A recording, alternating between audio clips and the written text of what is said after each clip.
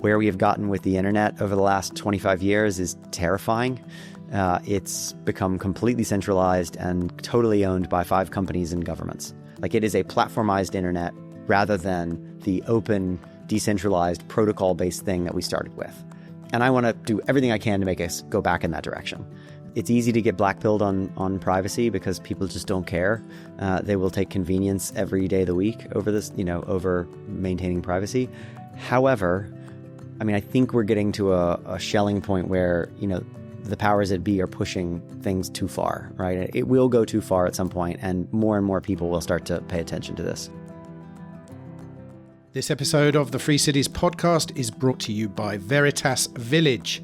Now, Veritas Village is an off-grid, self-sufficient place for people who are interested in living a normal, freedom-oriented life. You can reduce your reliance on corporations or government systems in your very own energy self-sufficient luxury home with its own water supply, located in a perfect climate to grow your own food. Communities use Bitcoin, and you can also buy your property with Bitcoin as well. www.ecovillages.life/free cities for more info. Please don't forget to mention the Free Cities podcast, and in the meantime, enjoy the conversation. Now, I don't have a start and a finish, so we're already rolling. Cool. I've got to recount a little story for you because you're a techie person.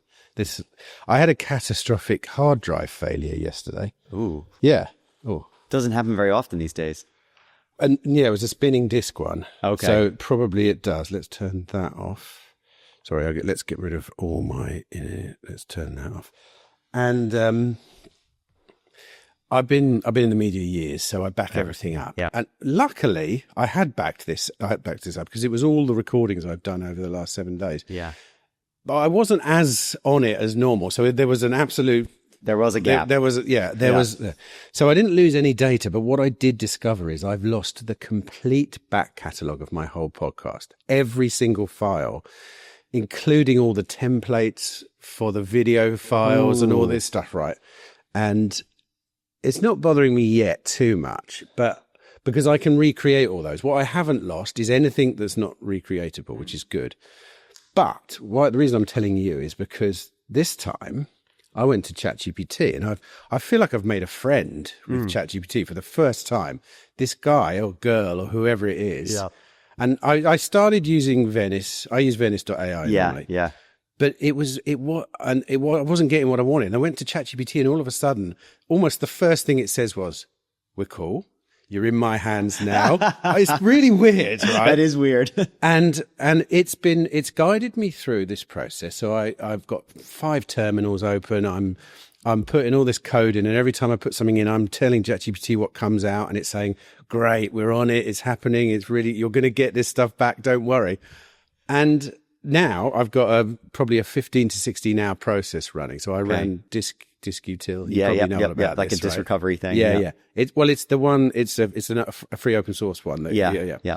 And it's good. And it's even saying, update me every hour, and I'll tell you how long it's going to be, whether I think the drive's good or not after 1 hour. And it's like, wow, that is really new and amazing and different. But what's crazy is, like I said, thank you a while ago. I was like, hold a minute, dude, you're falling down the do wrong I need to talk rabbit to it this hole. way? You're not. This is not a person. This is not a thing. But compared to Venice, which was like a computer talking to me, yes, ChatGPT was really starting to sort of talk with me and stuff.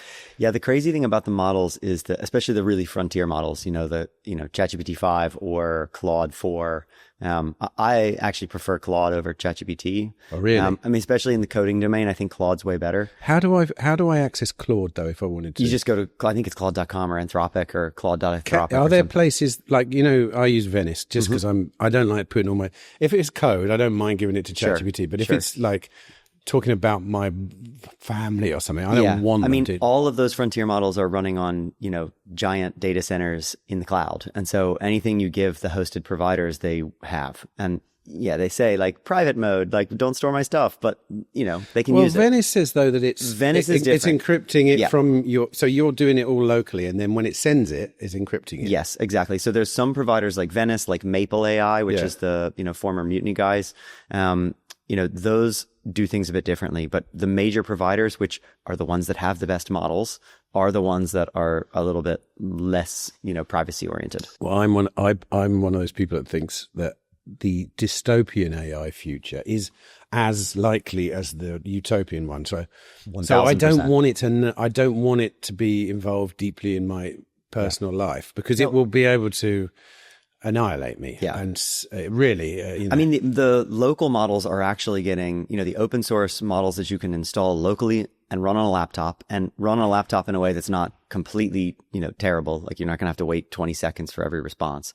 They're actually getting pretty good. And I have a feeling that we're going to get to a point pretty soon where, the amount that we can both spend and get out of, each of the next generation frontier models, it's going to be like iPhones. They're just going to kind of be the same pretty much. And so at that point, I think a lot of the open source is going to catch up, in short order, and we'll all be able to run, very, very compelling, very powerful models locally on our computers and have perfect privacy. Perfect. Right. I'm glad to hear that. At least I hope. That's my hope. The funny thing is, though, because of my history of using AI, while I was doing all that stuff, I was very nervous because it's hallucinated many times with me. Yeah. And it was saying, right, now we're going to wipe that drive. Because I went out yesterday and I bought a whole new 5 terabyte drive. So I'm copying what's there onto there before I do anything. It's going to take like 24 hours or something ridiculous. But it's saying, now I'm doing this and this and this. And I'm thinking, dude, is it hallucinating? It might just be about to wipe my good drive. Yes. So I'm still not there with them. The way I used to check AIs in the past was already ask them about myself. Mm-hmm. Because I've lived 2 very distinct lives. I had a media career, and then I have a kind of like Bitcoin and libertarian bit. And most places had never actually connected the two. Right. ChatGPT now does. Interesting. So it's worked out that that's the same me, because they're very different worlds.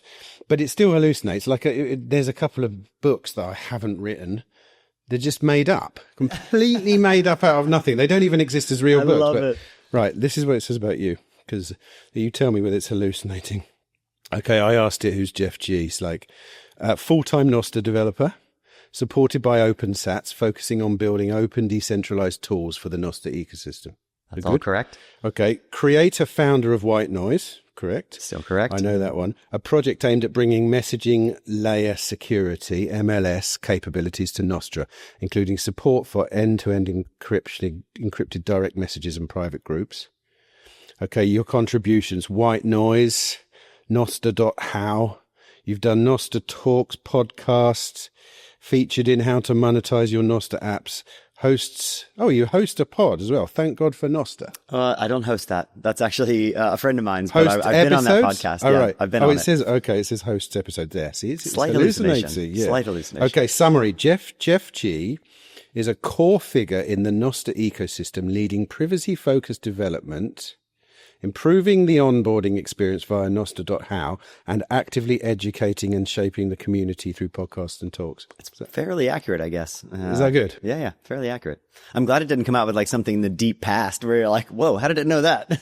But have you got a different past, like a lot of people who work in this kind of space? I mean, everybody comes from doing something before, unless they're 20 years old at this point. So I think, my past is all startups. I've been working in tech startups since kind of 2011, 12, something like that. Anything I might have heard of, anything interesting, or what kind of stuff? I worked at a company, the first startup I ever joined actually is a company called Intercom, which is a fairly big one now. They are, the little chat bubble thing that comes, pops up at the bottom of your screen, little circle, and you tap it and it opens up a window. They actually invented that. Oh, really? And then everybody took it, but they're still around and they're still doing, great business. Ask me a question then, because I've often wondered this. When you're having a chat conversation with a company, even if it's a real person, is it, when it waits and it shows you someone is typing? Yeah. Is it doing that to make you feel more relaxed? It depends on the company. I know with intercoms, it's real. It is a real typing indicator. Yeah. I mean, I think that's the thing. It's always with those things, and Intercom has been really at the forefront of this, and they're probably the best customer support AI in the world at this point, because they just understand more about human behavior and what humans actually want to do on both sides of the table. Like, it's not nice for a customer support person to sit there and just blindly answer the same stupid question all day, every day. It's a horrible use of humanity. So, like, perfect use of AI. But there's every now and then you want a person to step in and be like, okay, I got you. Like, this is going to be a really weird one, but like, we can navigate this together and we can sort it out. So a lot of what they say to you is generated automatically. Like tons. At this point, like, most companies, if they are not solving 50 to 70% of customer requests using something automated, they're toast. Because even if you think you're talking to a real person. I mean, it doesn't matter. I'm thinking of Amazon. There's the most common one I go on, and it's always, it's often someone in India, I think, because there's a lot of Indian names. But there's a couple of answers you get a lot. I'm sorry to hear that. Let me see if I can. That's obviously someone sending a message to calm you down, and because basically it's going to take longer. And if they just stay completely silent, you get annoyed. Yeah. I mean, but think about this. They're programmed to say that, whether they're a human or they're an AI, right? They went through a training that gave them a script that told them to do certain things in certain cases. So either way, they've been programmed to do the thing. Would you rather have that response in a sub-second, or have somebody be able to read all of the documentation instantaneously and give you the right answer without having to go look? I would much rather that. So, like, I'd rather have an AI for most stuff that I want to deal with a company. It's probably a soundboard as well, isn't it? Sorry to hear it. Yeah, exactly. Like, I don't know, whatever. Like the old radio shows, they're just like bang, bang. That's interesting. And what other things have you done then, just so that I can get an idea? I mean, it's kind of been across the board. I went to school actually for finance and Spanish. I didn't do anything computer science related. To be honest, I kind of knew I wanted to do computer science, didn't get into the program originally, and then got distracted with climbing for a bunch of years, and then kind of came back around to it on my own later. Is that anything to do with, am I allowed to say where you live? Yeah. Well, is that anything to do with where you live in Italy? Because there's some good mountains there. Well, the climbing does, absolutely. Yeah. We live basically where we live in Italy for the mountains. Really? Yeah. And you say we, sounds like you're, yes, whoever else is there. Yeah, me and the family. Yep. You're all into climbing. Yes, my wife and I actually met climbing years ago. Have you done any pretty epic things? What's the most epic thing you've ever done? My wife and I met in Yosemite, and I've spent a couple of years living in Yosemite Valley climbing. So El Cap, have you done El Cap? Yeah, a bunch of times, by a bunch of different routes. You're real. Yeah, it's really fun, man. So it was like such a good time. Oh, tell me about that. I'm fascinated by climbing. I've never climbed in the most extreme way. I've hiked a lot of mountains. I've been up to 6,500 meters and lived in the Himalayas for a long time. And I've climbed Mongolia's tallest mountain, which is one of the really remote places, with ice picks and stuff like that. But I've never done technical climb, sleeping on. Right. Do you know what my favorite film of all time is? Meru. Have you seen Meru? Meru is so good. That actually, I feel like Jimmy Chin like sort of solidified his career on that one, because that film was so good. But what's amazing about that film is, apart from the fact the story's amazing, the timeline's amazing, because it's a long timeline really long as well, timeline. And the whole there are so many little quirky and things. And the history of that mountain, like the whole thing is really cool. But what's amazing is, I think that film taps into the essence of how insane it is when you climb things like that. Like, and living vertically is a thing. Like, but not even that. It's like, I think my theory, on climbers who go to that extreme is they are trying to access a certain feeling, right? And the only way they can do it is literally live on the side of a mountain for 2 weeks, freeze their feet and fingers off. And when they get to that top, and you see this in Meru, there's just kind of like, no, nice one, dude, and that's it. Yep, that's it. There's nothing to it. And that whole thing. And it's type 2 fun is what I call it.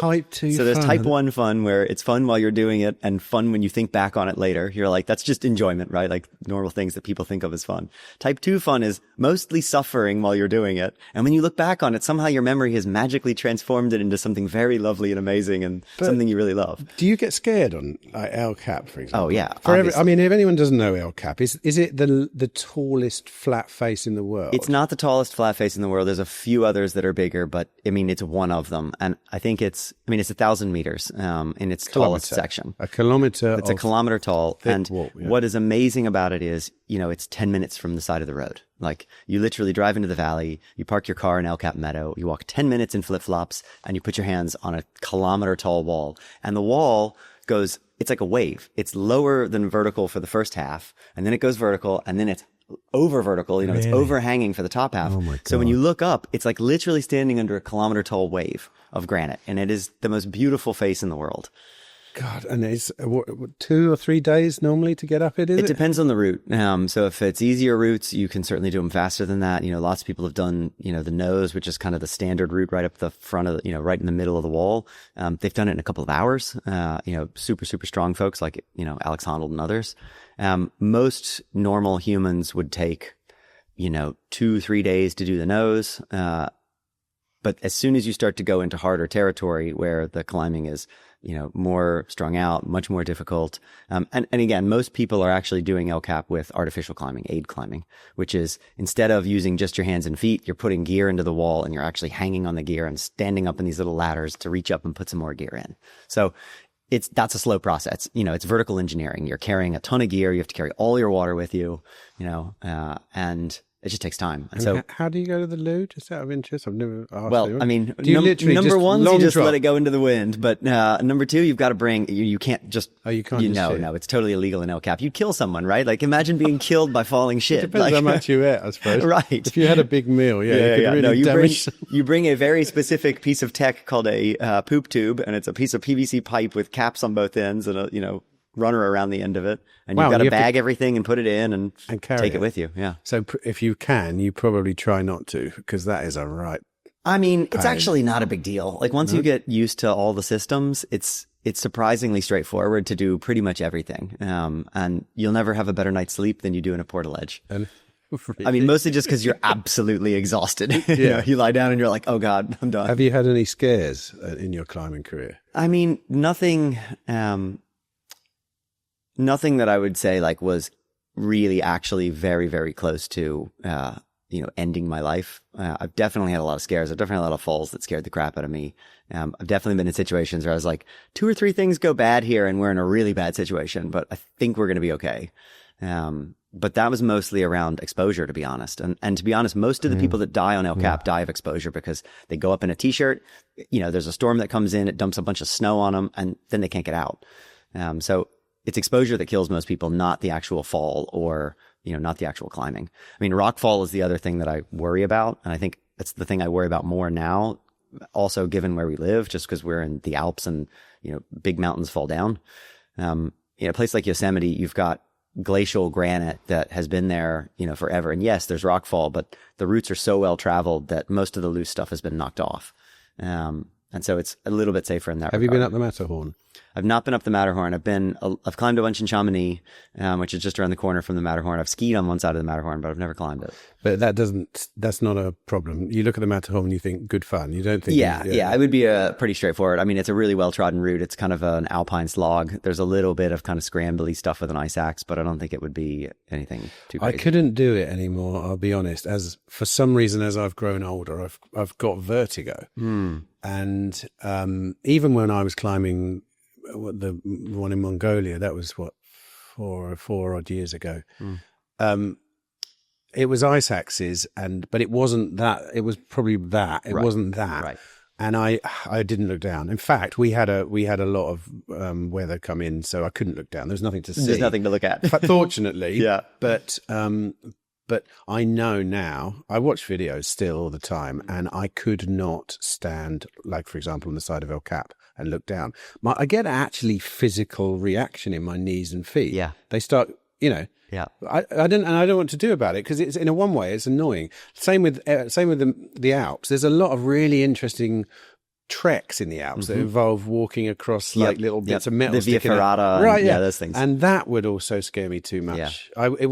I think I might run the risk of actually my knees going, and feeling like they're going to fall away from me. It's one of those things you habituate to, though. Like everything, you get used to it, and it's, climbers talk about having a good head or not, and having a good head just basically means, like, am I in the mind state that I can that I can take exposure, that I can concentrate on what's in front of me and like do the thing I need to do without thinking about too much the consequences. Like you can, assess the consequences, know what you're getting into in a realistic way, but also just zero in and focus on stuff. And that takes time. Like it takes practice to develop that, and it comes and goes. Like it's not something like if I went out now, and I haven't been climbing all that much recently, if I went out now and tried to climb something, it would probably scare me to death. Like I'd be up there being like, oh my God, I can't take this. But if you do it on a really regular basis, you really kind of get into that groove, and you have a better ability to sort of focus, assess, actual risk versus perceived risk. Your brain is going to tell you like, this is no place that you should be. Like you need to get out of here immediately. And the trick is just going, actually, I am safe. I have done the right things. I do have my stuff set up right. I am looking at, something that I need to do here. And maybe there is a certain degree of risk, but I feel that that's in my, range right now. I can do this. It's a great teacher for life in general. And especially, what you do in the privacy world is super connected with things like that. I mean, because you know that if you, on the whole, in privacy-centric apps, if you mess up once, you've messed up the whole thing, because you've revealed what you don't want to reveal, and then a bit of software can connect that to that to that to that to that to that to that. So you really do have to risk analyze that thing. I mean, do you ever wonder when you write like white noise? I don't know whether probably a lot of people don't know what white noise is actually. Maybe you should say it yourself, and then you can, and then I'll ask that question again. Yeah, perfect. Yeah. So white noise is kind of the messenger app that we're building on top of the. It's a spec for Nostr. It doesn't actually write a new protocol, but it is a kind of specification for how to apply the MLS messaging protocol into Nostr's relay and identity system. Just before you go on, we do talk about Nostr on this show, but in case you didn't, I did a big 2-hour chat with Ben Ark, and it's about episode 100 something. So I'll put it in the show notes, just in case. But Nostr and Bitcoin, two important things to get Very into. important. Yeah. And Ben does a great job of explaining exactly what Nostr is. He was there from the very beginning. So, so effectively, we've got, maybe I'll zoom out a little bit and talk about MLS for just a second so people understand what that is and why that's important to what we're trying to do. So, if you think about secure messaging, all the way at the beginning, we had, telephones where the switchboard operator could literally listen into everything you were doing. Radio is the same, telegraphs were the same. Like we had to relay messages through other people and they could read those. And so back in those days, we came up with like, weird, human readable and understandable codes that we could use to sort of, do ciphertext and stuff like that. All of that stuff evolves over time. We get to the internet. The internet is fully unencrypted for a long time. Finally, Google kind of makes everybody do it just by virtue of the fact that they had a monopoly with Chrome, and they went, nope, we're doing HTTPS everywhere all the time. Which is, it's encrypted, but it's encrypted traffic. So the traffic is encrypted, not necessarily the data on either end. And why is that? Why is that bad in messaging? Because someone can intercept it, right? Well, no. Think about this in the earlier internet. Like all websites used to just be served plain text, right? And in a lot of cases, that doesn't matter. If you're just serving your plain public website in plain text over the line, like who cares? But you would never have gotten credit card payments on the internet if you hadn't had the ability to somehow take the message on one side in plain text, encrypt it, send it through all the servers in the middle, and then decrypt it on the other side. And so that's, SSL and, TLS and all that stuff is the kind of encrypted transport on the internet. And it just became standard. And what's your opinion on it? Is that a good standard? Yeah, it's an absolutely necessary part of the internet. But you wouldn't want to evolve it anymore, is it? No, it is an evolving standard. Like TLS is continuing to sort of get better over time. And actually MLS is based on the same sort of design principles as TLS was. You should have a handshake. You should be able to agree with the person you're going to talk to that like we support the same features so we can do the thing well. It's an absolute foundational piece of the internet that no one thinks about. Which is a great thing, right? So in messaging specifically, we could always encrypt the stuff in the middle, but if you're going through someone else's servers, there's going to have to be you're going to do something there, right? The server is going to have to know something about you in order to get the message to the other person.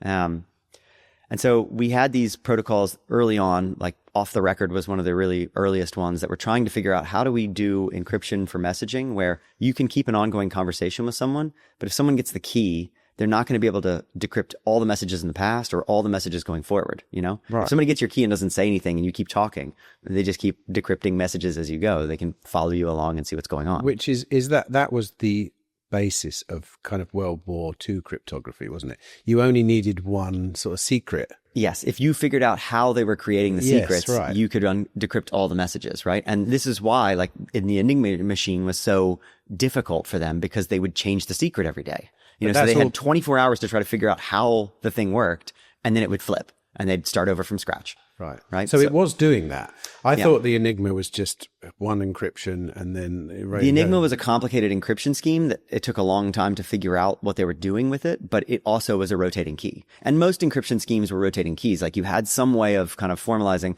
Like, if you think about the old spy movies where they like have a newspaper and they leave it on the thing and somebody circled a word, like that word is the changing key, you know, like. But would they have to send, if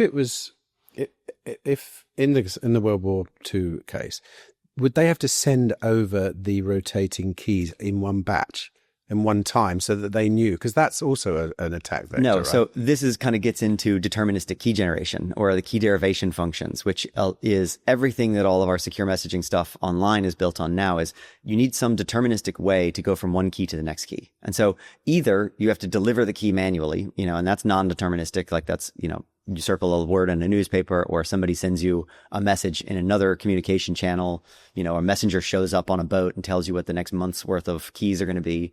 That's one thing. The other thing is start with a key and then start with some, you know, secret to you and your group, but known way of deriving out the next key. Some way of taking a word and, you know, it's like on the first letter, we're going to add 12 and then get to the next letter. On the next one, we're going to add 14. On the other one, we're going to subtract 7. Like, you just kind of, you can manipulate a thing in a certain way to get a new key. Is that two things? So is that the word and the way we decrypt the word? So, and they can be sent separately.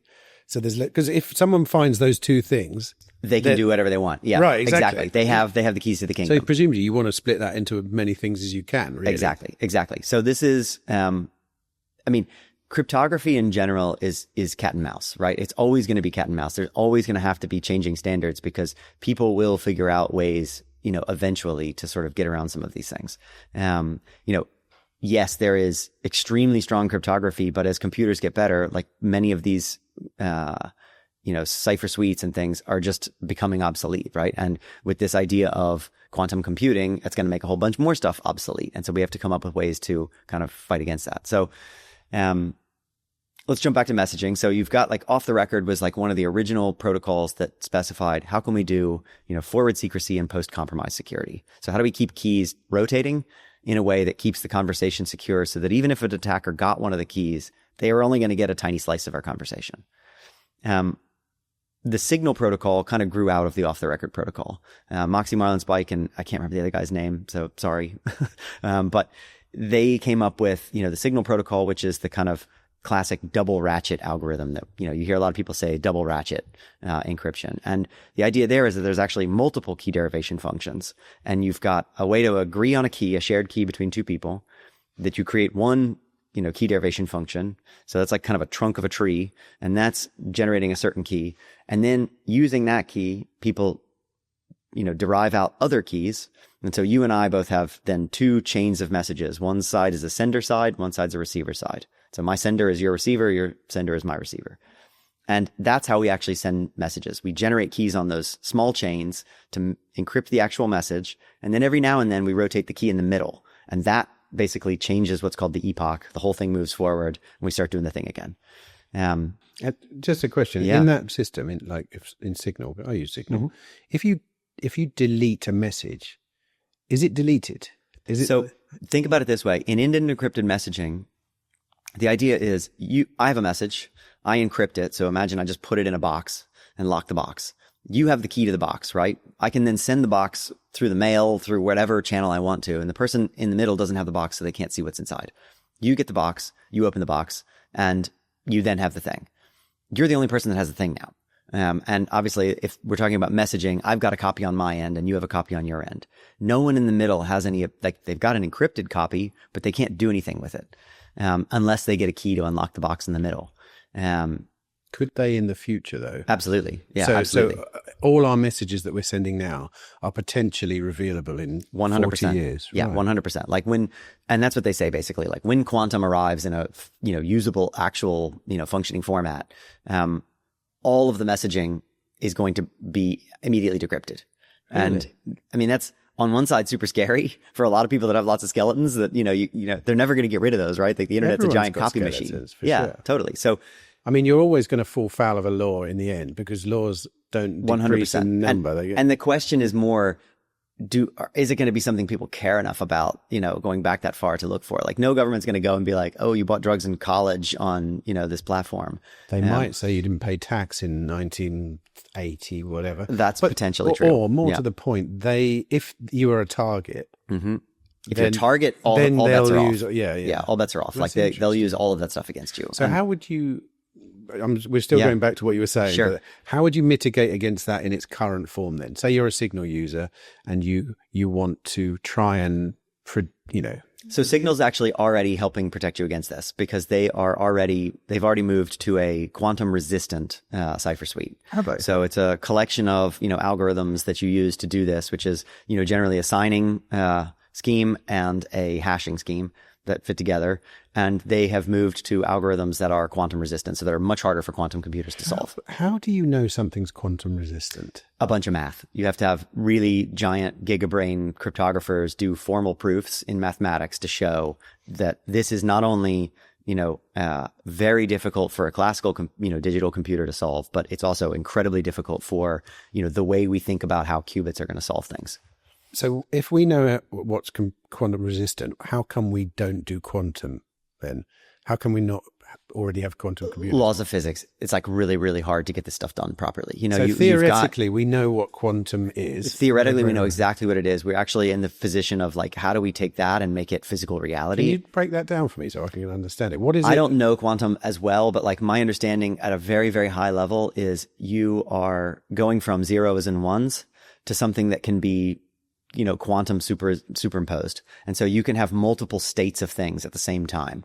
And that gives you the ability to have way more states possible. Thus, you can have, a computer that can do way more calculations way, way, way, way faster. And is that something to do with having to use minus 280 degrees? That's exactly, yes, right, correct. Okay. And they can't keep the chip stable enough. Think about it as a circuit. A circuit is either open or closed. And that's basically what a digital computer is. It's either open or closed. And we figured out how to do, transistors that are either open or closed, and they're very stable. In quantum, it's incredibly unstable. And the thing has way more states. And so it's just like, ugh. And so they try to get it super, super cold to slow everything down. And they're still working on ways to like, how do we error correct these things? Because if you think about it, a transistor, an electrical transistor, if it gets hit by a photon in the wrong way, it will bit flip. And like, that's a thing that certain parts of computing have to worry about. Like very low probability, but it does happen. Yeah. And so that in quantum is still incredibly difficult. And do you know what bit flipping? I've thought that is the same process as DNA evolution. I think there's this is purely my own idea. I mean, it would make sense that you can bit flip DNA, and that's what causes things to change. It's conceptually the exact same process. A mutation is basically a bit flip. Yeah. Yep. But it's weird when you think about it in computer terms, because you don't imagine that there might be a piece of, a photon that can actually kind of collide with your computer and do something to it. Yeah. That's weird. Yeah. That is weird. But they are, fundamentally, it is still electrons, right? Like you're still dealing with electrons in a digital computer or a quantum computer or whatever. So it's, and it's interesting to know, like, our computing at the moment is all incredibly deterministic, right? It's if else loops, it's, loops of going through, lists of things. It's why computer programmers are quite, rigid, deterministic people. They can read through the stuff in very logical patterns. The interesting thing I think about quantum is that, like, I think it does open up way more probabilistic computing. And the stuff that we're getting at with AI now is going in that direction in some ways. Like, and in some degrees, like, in a really weird, basic way, Nostr is kind of similar. Like, there is no global feed of reality. Like, there is no one single truth here. You've got all these relays and all this data, and what you see is your constructed reality around you. And that's much more like the real world, right? Like, we don't know what real reality is because we just can't be everywhere all at once and take in all the information. We're still going back to what you were saying, but you're making me think of other We'll things. get there, I was we'll get about there. to ask that exact question, but I've got another one to do with AI and quantum based on what you've just said. Because when I look at AI now, I think it's quite primitive because it's basically looking at everything and then trying to make a prediction about what should be said based on that. So there's no actual understanding there, unless the basis of understanding is that. It could be, but that seems a bit brutal to me. Yeah. So how would quantum affect that? Would that be, because when I look at AI now, I think that doesn't seem like intelligence. That just seems like a computer program running and guessing things until it gets it right based on information. Yeah. So will quantum make that a little bit more brain-like, do you think? Or am I wrong? Are our brains just stupid guessing machines? No, I mean, there's a really good framework that a guy named, I think it's John Vervaeke. I get his surname wrong. Yeah. Max was talking about him yesterday. Yeah, he's awesome. And he has a really great way of thinking about cognition and intelligence and consciousness. And I think it's a really, really great way to kind of frame this question, which is there are lots of different types of knowing, right? Like knowing that a cat is a mammal is a fact, right? Like it's a thing that you can or can't, know. If you've never seen it before, you are ignorant of that fact, but it is no matter what, right? But there's other types of knowing. And AIs right now are incredibly good at that type of knowing. They've read every book. They've read everything on the internet. They have, they know a lot of things about the world. But they've never, walked through a field at sunset, and felt the breeze in their face. Like they don't know what that feels like. And they don't know procedural things like what is it to swim? They can read all the books about swimming, but until you've been dumped in a pool, like you don't know what swimming is. And so there's different types of knowing. And like, those are just a couple examples. There's actually more that he goes into, but, I think as AI gets progressively better, it's obviously going to get better at being able to crunch all of that data, right? But I kind of feel like we're approaching the upper limit of like, they've already crunched the entire internet, right? They're going to be able to form maybe better connections between things. We might be able to give the AI an ability to sort of start to make, leaps between things, try to be a bit more creative, try to connect dots that don't seem connected, which actually humans are really good at. AI still aren't.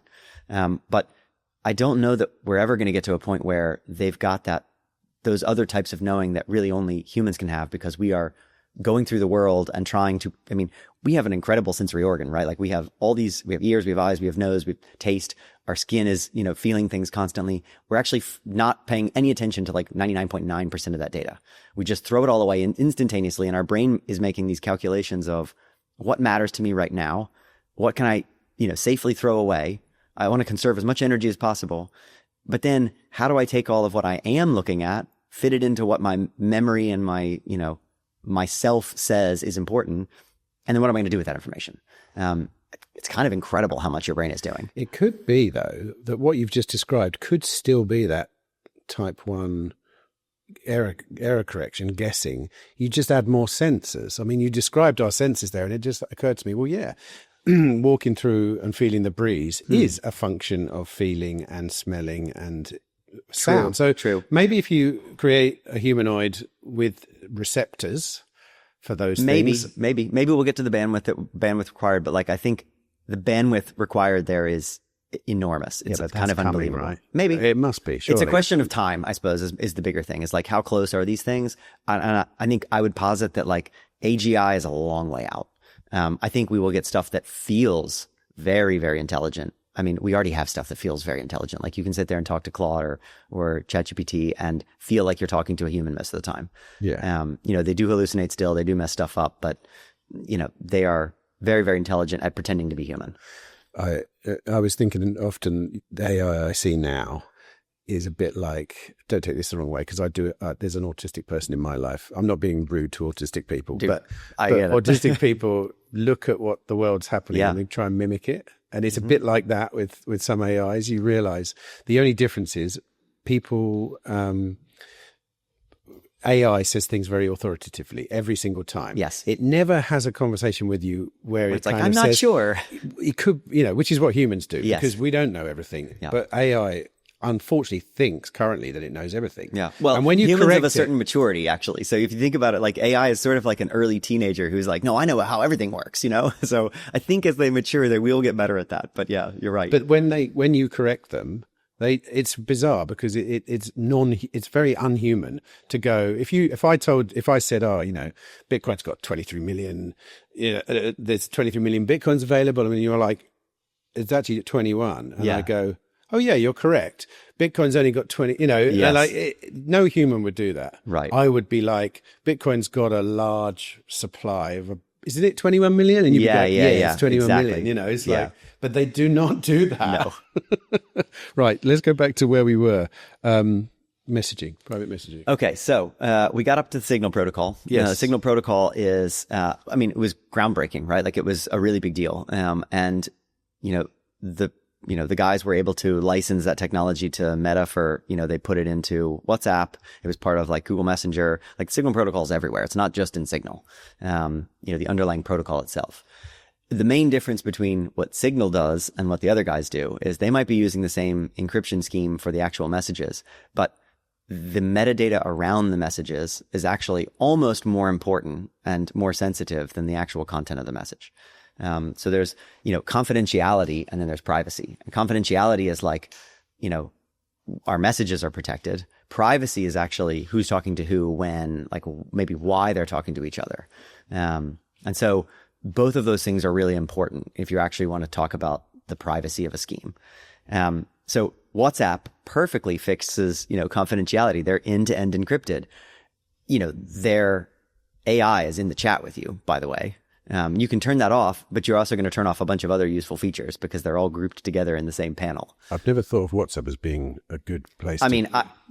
They say they're end-to-end encrypted. I don't believe. I mean, it's a very much trust me, bro type of scenario. Like they don't tell you it's closed source. They do tell you that, like, yes, under the hood, we know that we're using Signal protocol, but like there's a bunch of ways to break around that and say, well, we just put our own group member who's invisible in the chat, and then they're also part of the conversation.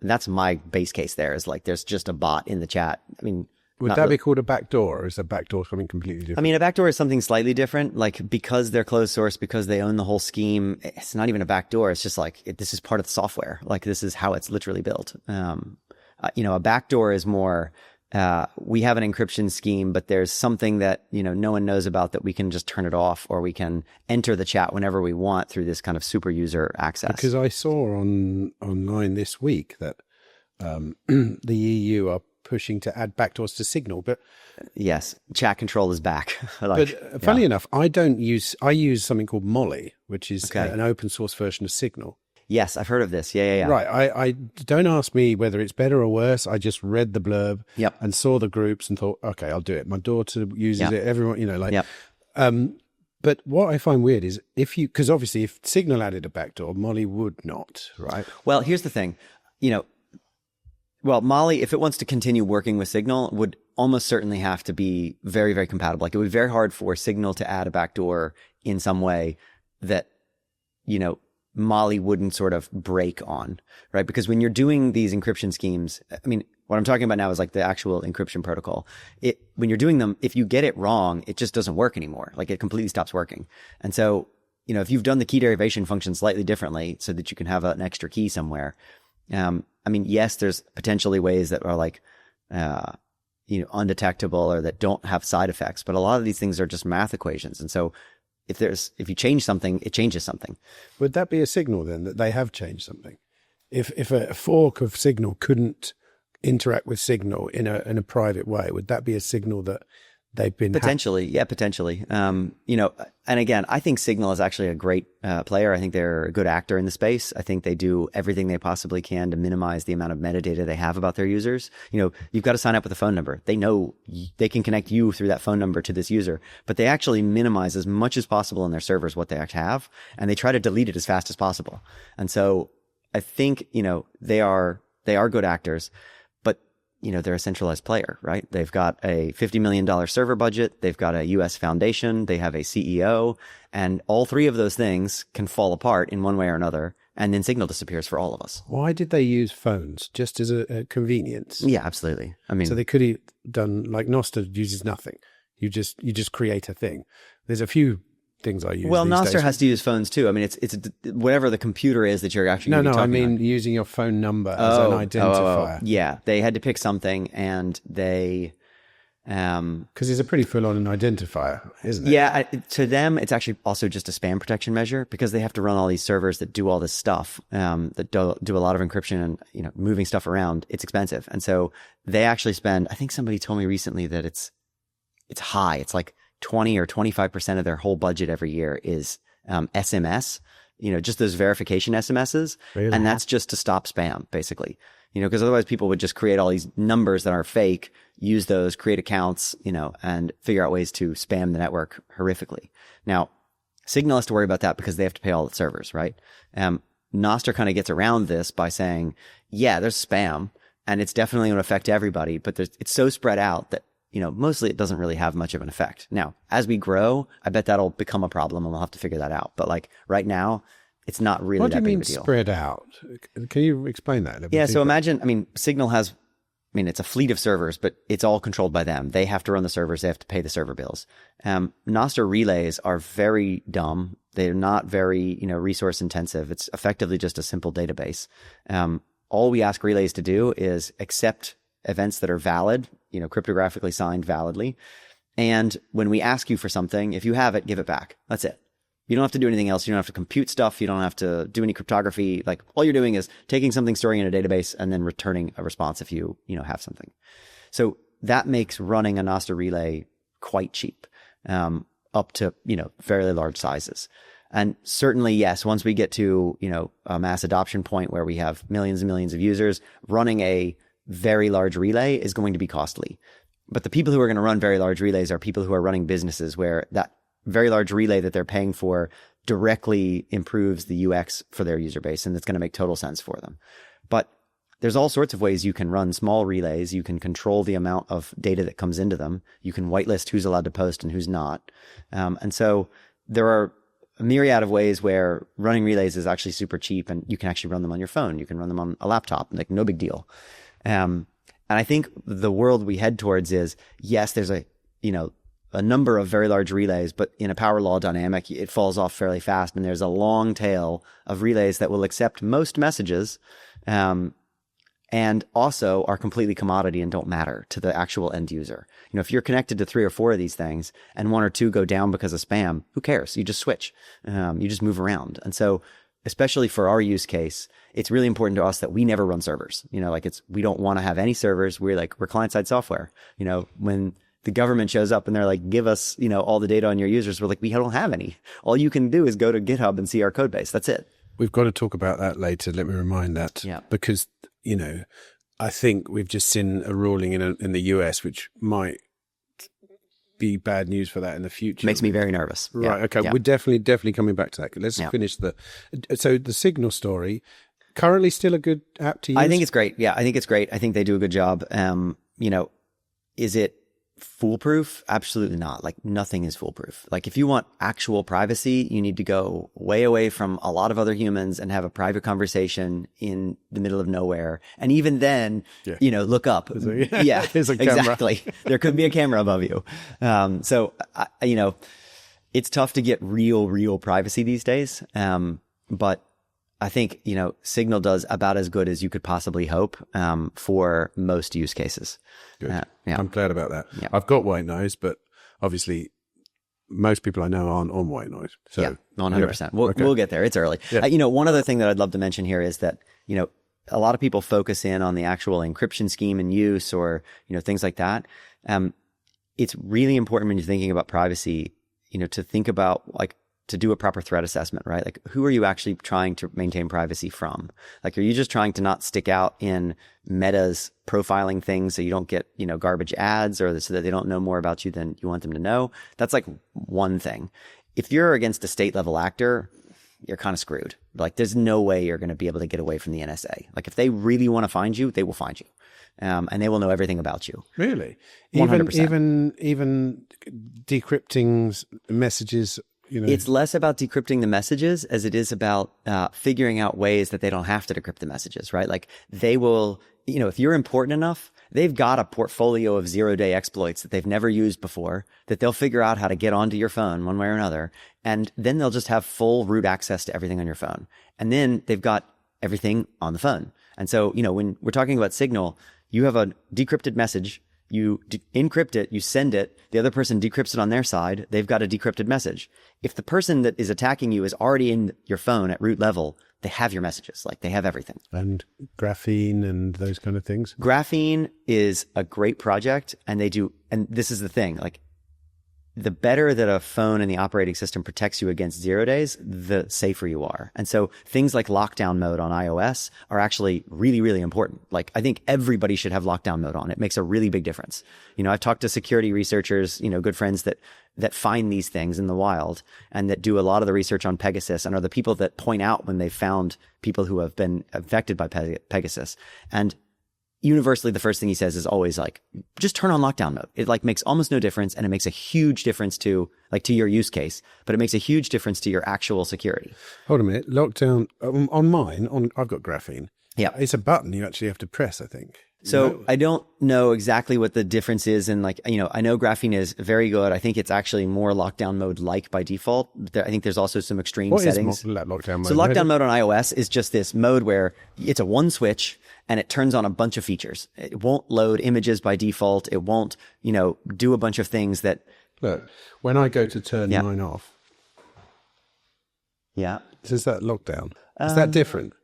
I thought that meant scramble the whole phone and said that it's. Yeah, I don't know exactly what that is, but lockdown mode on iOS is basically, hey, we're going to turn on a bunch of extra features that are going to reduce your user experience a little bit. We're going to not load images by default. We're going to make you opt in on certain things. Certain websites are not going to work because we're not going to load random JavaScript from servers we don't know. But in return, it's going to be much harder to hit you with a 0 day because most 0 days come in through things like SMS messages with a link in them, or an image that comes in through a chat that looks like an image, but like buried in the image when your parser goes through it and tries to decrypt it, or a PDF. Loads of 0 days in PDFs, actually. Just say what 0 days. So 0 day is basically, it's because it's an exploit that's never been used in public, never been seen. So researchers will go through software.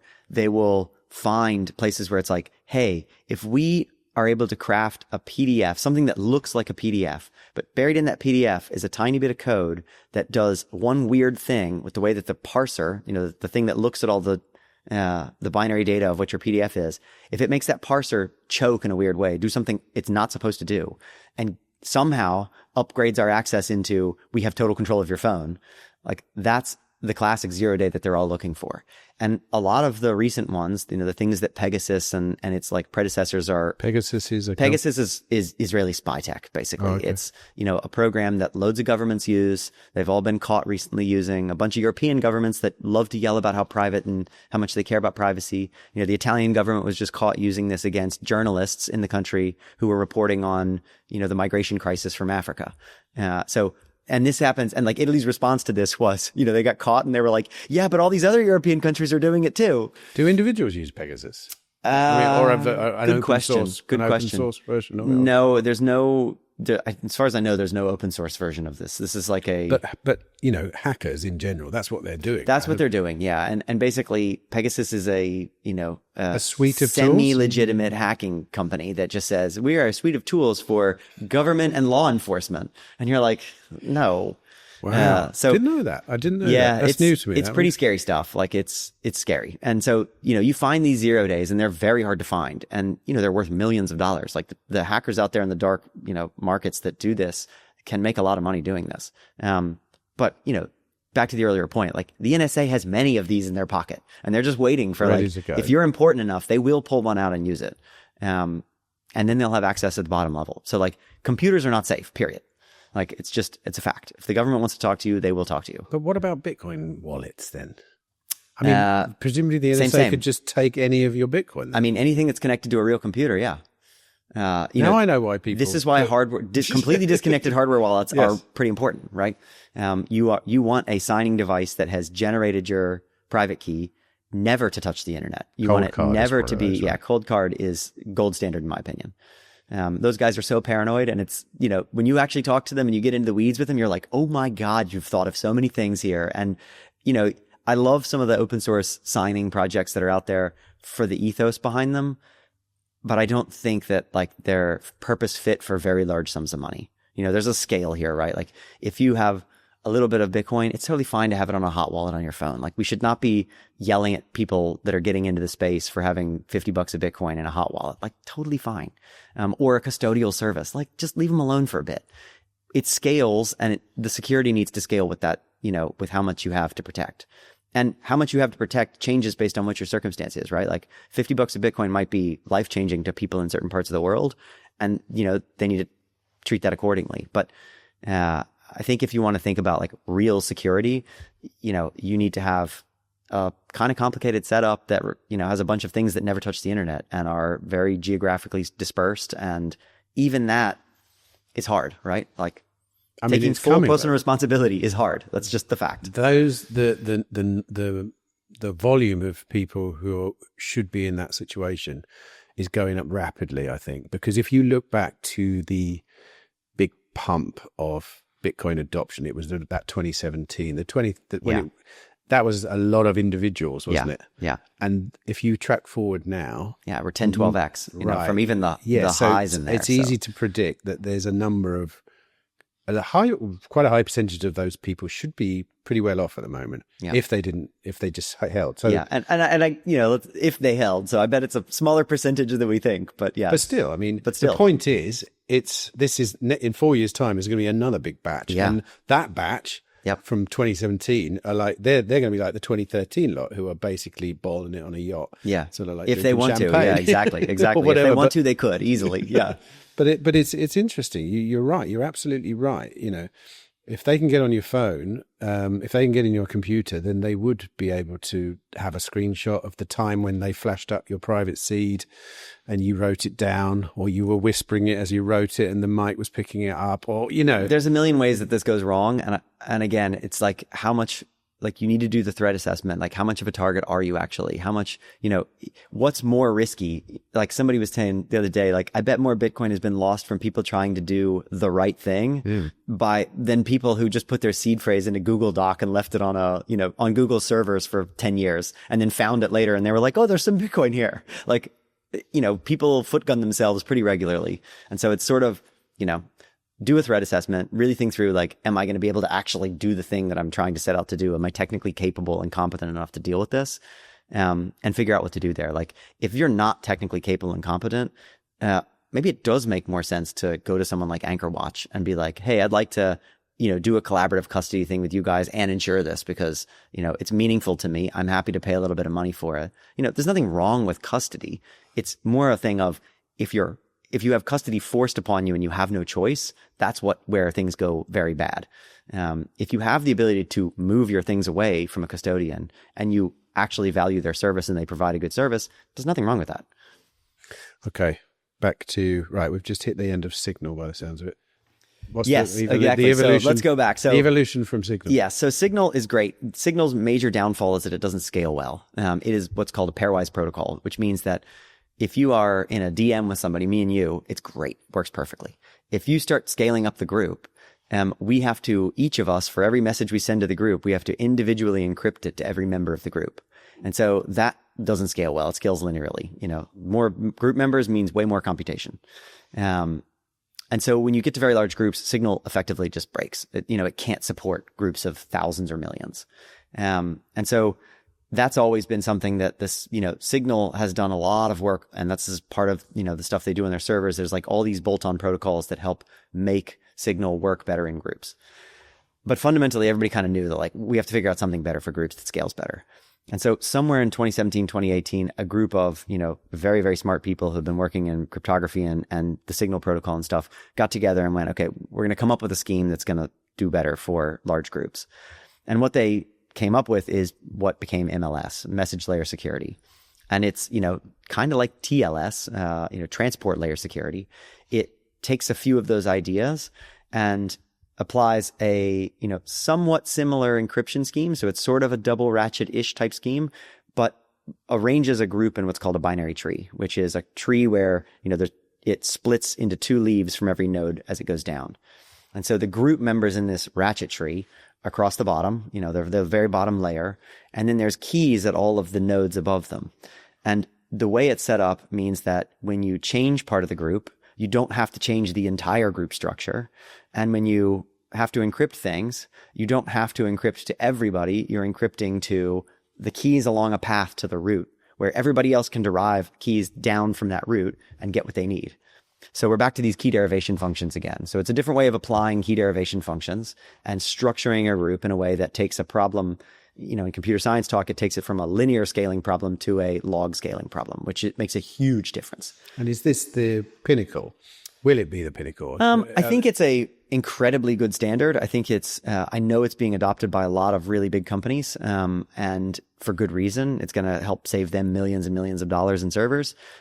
It's also very well proved, from an academic point of view, that the cryptography is very solid. It's also got this really cool property that you can upgrade groups and change groups over time.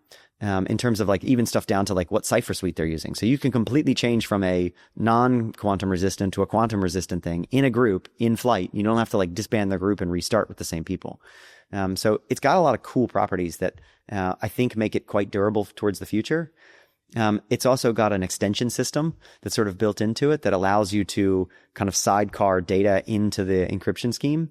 And one other big thing that I think it gives you over Signal is it gives you sort of a cryptographic guarantee of the entire group state. So cryptographically that these are the members of the group. These are the extensions that this group is using. This is the, cipher suite we have to use. All of that is, signed and hashed. And so okay, this is the state, and everybody in the group has agreed that this is the state. And so that gives you some interesting things that you can do with it. Why aren't Signal adopting that? It'll be interesting to see what they do. Because whether it they solves decide their problem, right? Yeah, it'll be interesting to see whether they stay with their own thing or if they start to move towards something like MLS. Or buy a company, or buy white noise. I mean, they don't even need to. It's an open source thing. They've got plenty of smart people that could apply this. And it's, I think MLS itself is very, very complex. But once you have an implementation library that does the really base cryptographic math and does have all the, tests and things that cover off and, does the test vectors that show that it's doing what it's supposed to be doing.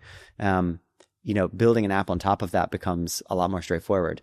I think the hard part for what we're doing is, everybody up until now, MLS has only been an internet standard. That's the other kind of cool thing about it. It was, it's an IETF, so Internet Engineering Task Force, internet standard. TLS is in that group. There's, this is a worldwide group that comes together and is incredibly bureaucratic and slow. And, but it's a bunch of engineers coming together and going, this is the thing, stamp. We've done lots and lots of work to prove that this is the thing, and we're all going to use it. Or if you want to use it, at least that the legwork has been done. Yeah.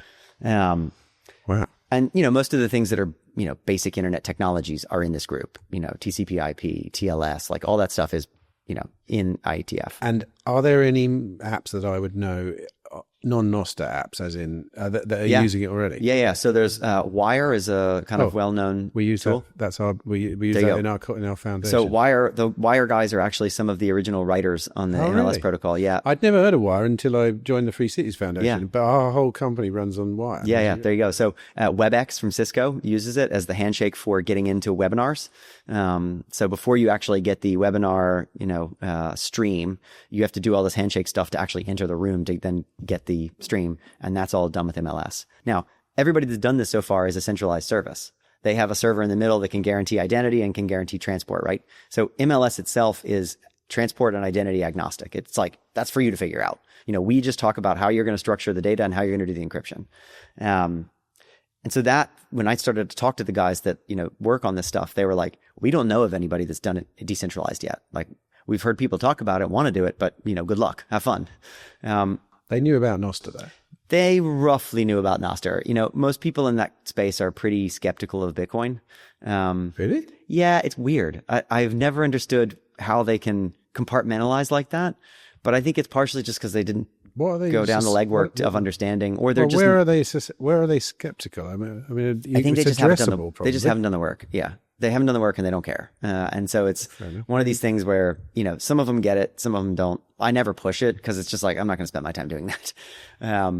But, they were supportive in the sense of this would be cool to see, ask questions, help out. And so, my job was basically, how do I apply this into Nostr and do it in a way that doesn't leak metadata? How do we put this encryption scheme in, use public relays, send everything across public facing stuff in a way that if an observer is looking at all the traffic, they don't really know much, and that proved to be, pretty tricky. Just before you go on, Yeah. I just had a thought. This is a complete tangent, but does this system have any benefit to privatizing Bitcoin transactions and things like that? Yeah. Well, privatizing Bitcoin transactions, maybe a little the less. way you described it then was you're sending things over an open network and no one really can derive much information from it, which is the essence of Bitcoin privacy in a way. Well, the problem with Bitcoin is that those transactions need to be public, right? Like it needs to be a public ledger so that everyone can verify. What about a second layer then? Absolutely. Yeah. So this has all sorts of use cases in, things like multi-sig coordination. Great use case. Like you've got a wallet, you want to be able to coordinate with other people to do all the signing. You need some way to do that in a way that is secure. So that's a great use case for it. I'm sure there are, second layer things that you could do. I think there's probably slightly better ways to do it in a lot of cases, just because there's a lot of overhead with setting up a group, with, keeping the group state up to date, making sure that, all the devices are, clients that need to be in that group.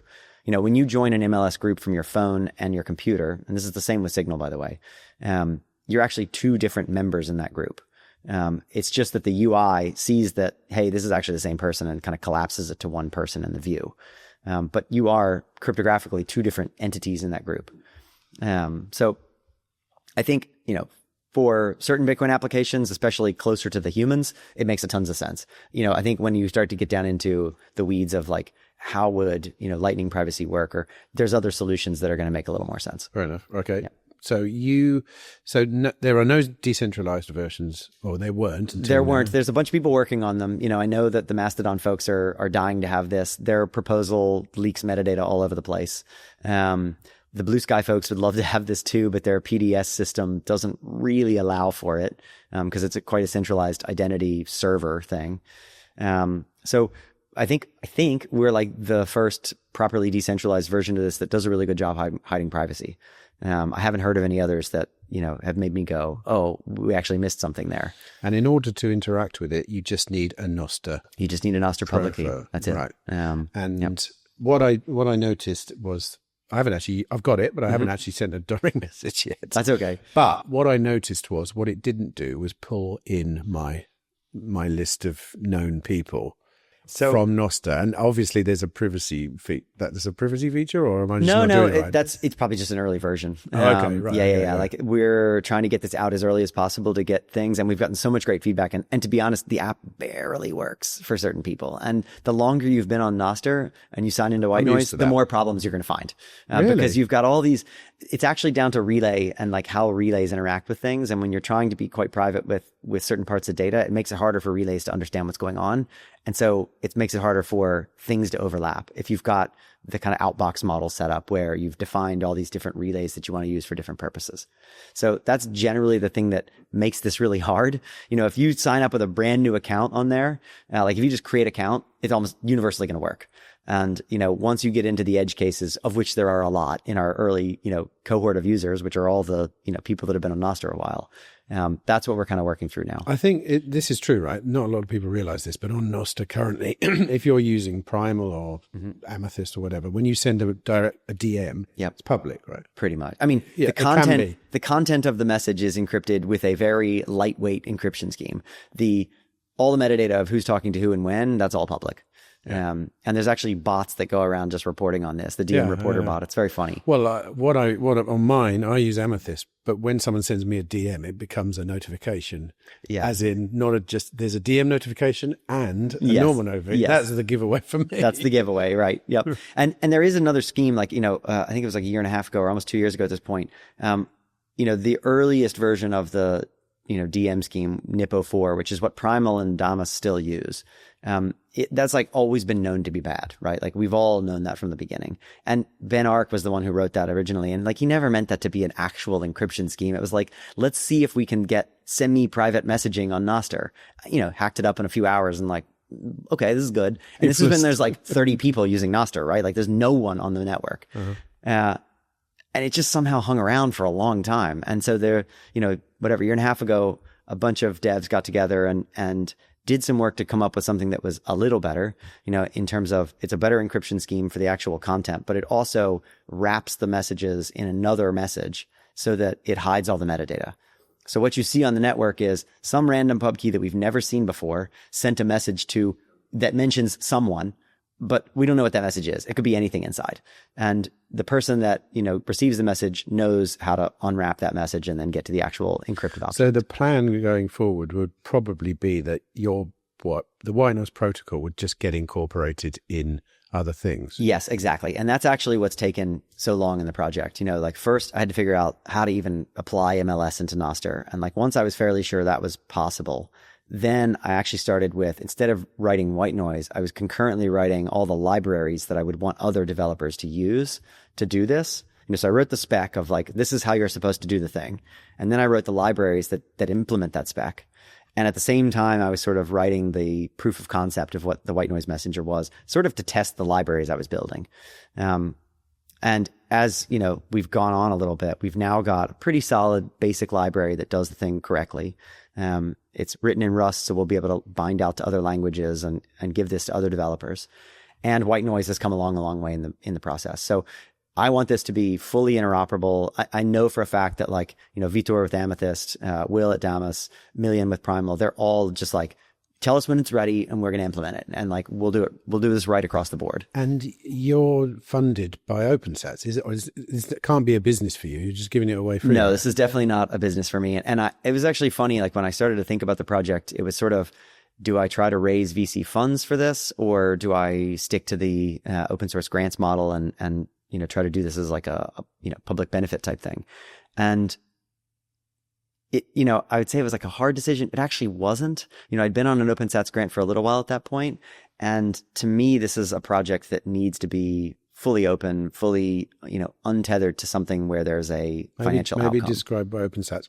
I assumed they weren't large grants, though, not enough to live off and stuff like that. No, well, there's, I think OpenSats has done a really good job. So I'll quickly give the definition. OpenSats is just a 501c3 nonprofit that takes in grants and donations from, big foundations, from donors. They've gotten a lot of of their seed capital from Jack Dorsey. And they fund Bitcoin, Lightning, and Nostr projects. And specifically, they fund developers with grants that generally run for, 6 months to a year. They also have a long-term support program, which does, 2-year grants. I was one of the very first grantees to get an OpenSats grant, at the beginning of Nostr.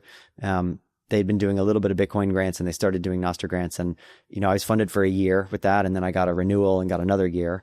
That's actually just ended. So now I'm no longer funded by OpenSats. Oh. But there's been a bunch of other organizations in the middle as well, like HRF gives Bitcoin grants for developers.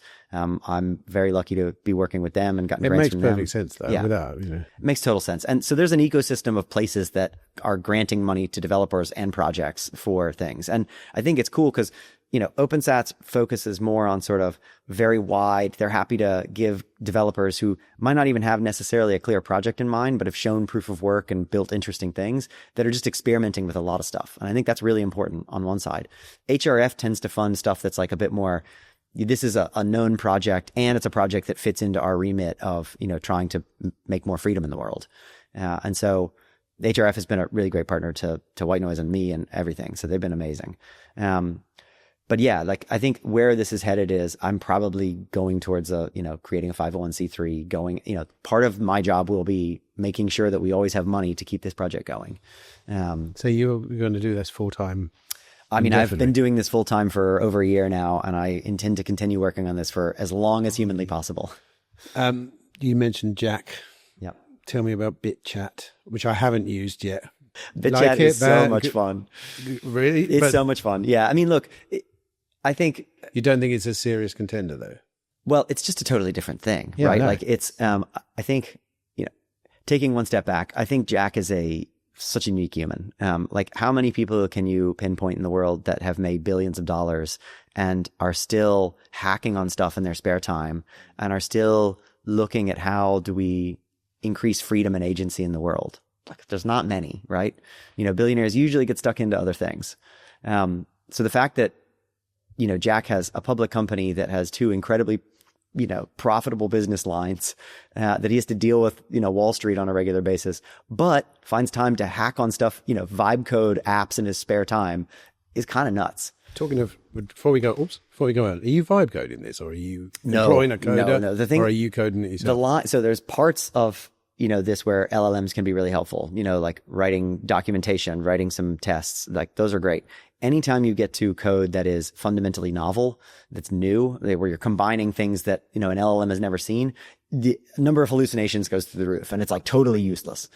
You also just don't want to be vibe coding stuff that really matters. No one should ever be vibe coding on Bitcoin Core. Like, that's just fundamental fact. But what about you are you a coder? Mm-hmm. Yeah. So you're sitting at you've got your hoodie on. I use LLMs. Hoodie up, I use LLMs constantly for all sorts of stuff, from everything from just, hey, can you give me, I can't remember what the API definition of this method is. Can you give me a quick summary of it? Or tell me more about how this piece of the protocol works. And we talk back and forth about it. It's a great pair programmer.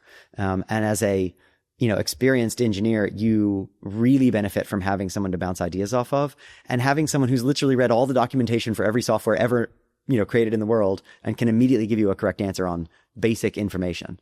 Without prying too deep, I take it you could go and get a very well-paid job somewhere.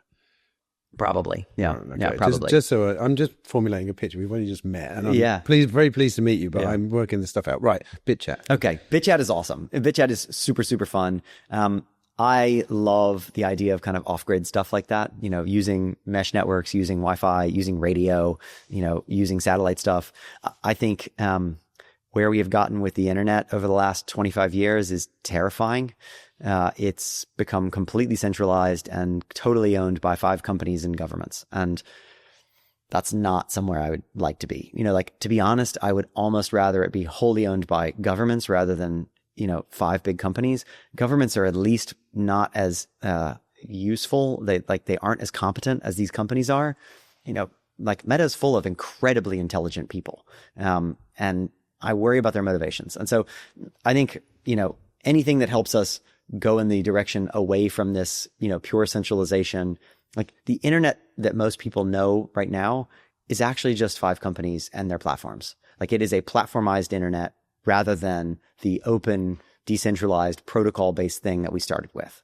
And I want to do everything I can to make us go back in that direction. I think that's where we get freedom. That's where we get interesting ideas. That's where people actually benefit from these tech rather than, being sucked off of by the parasites.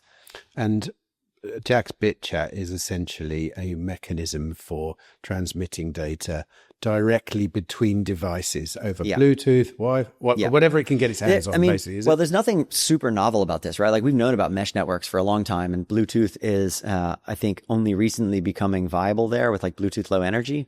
It's used as low energy. It can do a little bit, decent range on it.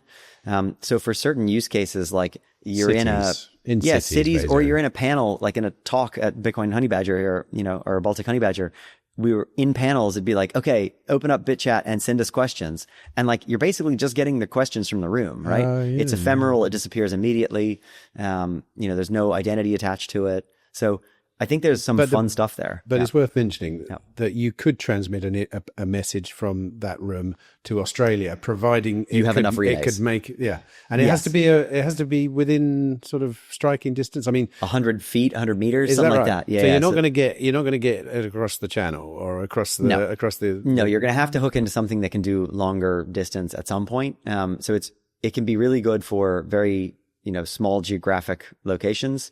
You could easily relay stuff across a city in a couple of minutes, but do you know what, though? I was a journalist in London for 8 years, and often we used to cover demonstrations, and during demonstrations, the police used to shut off the mobile phone signal. This was back in the 90s and 2000s. Like, it was happening back then. Yep. So that would really be a great thing. Exactly. And I think the cool thing about BitChat is that it's fun. People love it. It's spreading really quickly, and it's making us figure this whole mesh thing out, because, talking to Kale, who's the one that does the BitChat Android app, he's like, it's so interesting because we have no idea how these mesh things are, prioritizing different, mechanisms. Like there's no optimization here at all. It's literally like try to connect to anybody you see and just send messages, and it fails in all these weird ways. And so I think we need to get better at understanding like, how do we do mesh well? We know how we do, the internet well when you've got a wire, but how do you do mesh over Bluetooth or radio or Wi-Fi really well? It must be great at festivals as well. It could also be amazing at festivals. 500,000 people all in one place. Yeah. And the mobile phone signal can't handle all that data that you can do. Exactly. So I hope that we are going towards a future where we have way less centralization on the internet, and we've got little pockets all over the place that do different stuff at different layers of the stack. And like, yeah, it's going to connect to the internet at some point and beam you across the ocean.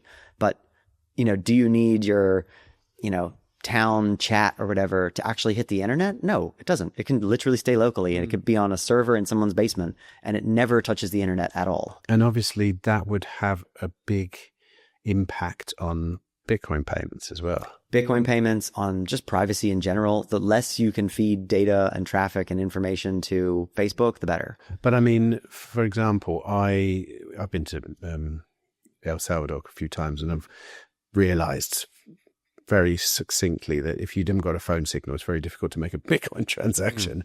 And you get used to around here not having that problem. But when you go somewhere like that, the Papusa lady wants some Bitcoin off you and you can't send it. But presumably these mesh networks you would be able to use the mesh networks, and then and then settle later, or you maybe use Lightning and settle later or something. Yeah, well, I don't even think it would be a settle later type of thing, because those technologies, Bitcoin specifically and Lightning, do require being connected. So to give you any sort of feedback that it worked. So it would really work, wouldn't it?